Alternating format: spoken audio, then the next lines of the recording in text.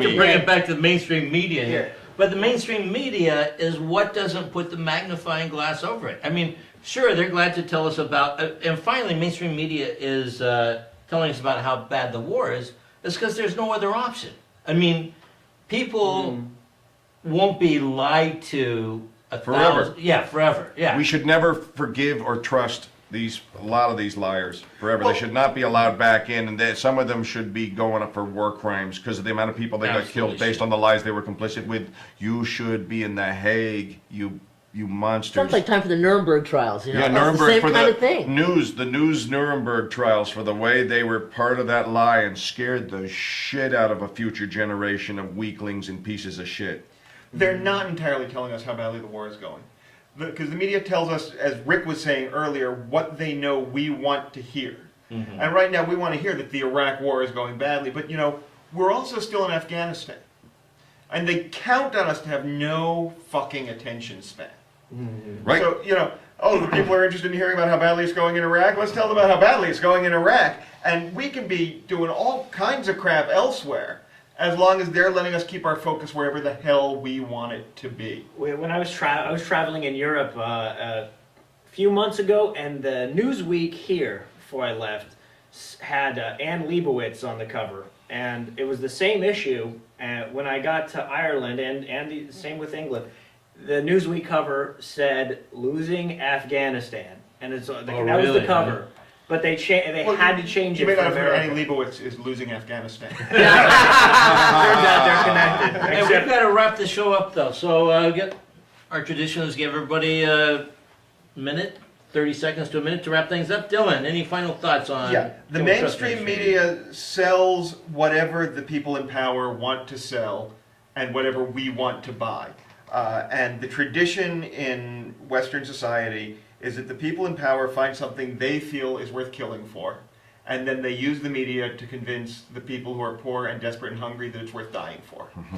And that's what's been going on for the last several years. And just in closing, let me say, you are that interesting. I want to look in your underwear to find other people. Oh, thank you. All right, DylanBrody.com. Troy. Well, I was thinking about the Pat Tillman thing. It's the ultimate case of the media dropping the ball on the guy who never dropped the ball. On top of that, It's ironic that media actually means middle. They're the middleman. So the word media means middle, and it's also even more ironic that they're going to be the only middle left in the country if they keep operating the way that they're operating. Troy Conrad of the Comedy Jesus Show. Yes. And TroyConrad.com. ComedyJesus.com. ComedyJesus.com. All right. Laurie. Well, I'm still going to keep reading the Times because, it just pisses me off. I have arguments every day. Motherfucker, I just get so mad reading between the lines. But it's important to I'd like to find a sponsor somewhere, or people who look to sponsors. They can take a little heat, that aren't afraid to step out in front of, maybe they have offshore banking, I don't know. But we have to continuously try to find better news, better ways to talk with each other. We can really deal with the issues. And maybe after there's not so much killing, the media will have to go back to its job. But I haven't seen it lately. Yeah. Laurie Buckley.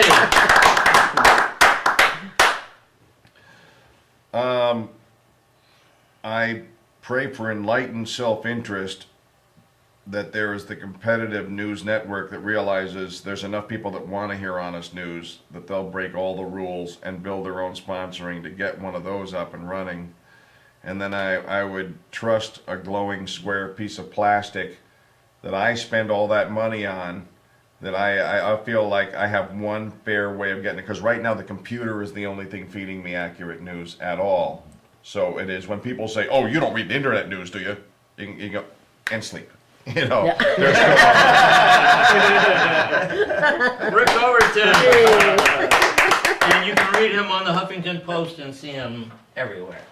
I think that we need a media that focuses on the needs of working people. I mean, I would like to have a news channel that talked about, this part of the country is where wages are going up the fastest, and here's how you can save money on health insurance, or here's where how to get a good doctor.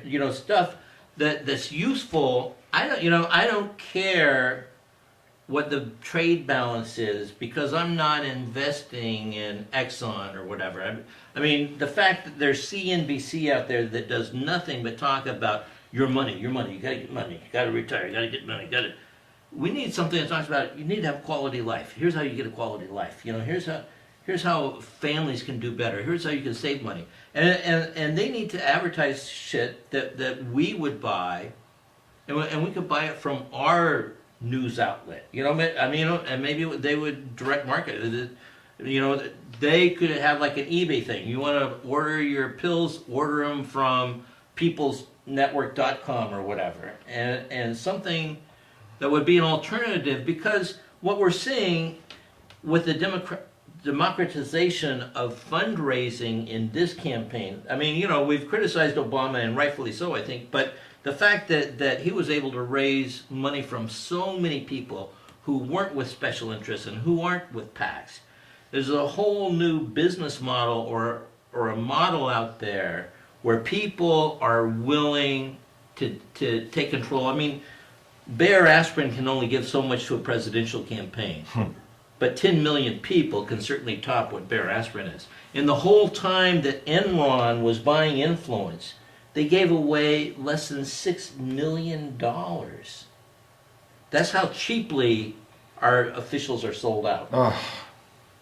So we'll be back with more of the Free Speech Show next week with our new equipment, and the topic next week will be, do I need a gun? All right, we'll see you then. Thank you, everyone. Is that a real question or a rhetorical question? It's a rhetorical.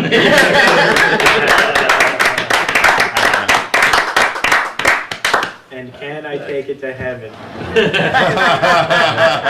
I'm sorry, I thought the topic was, do I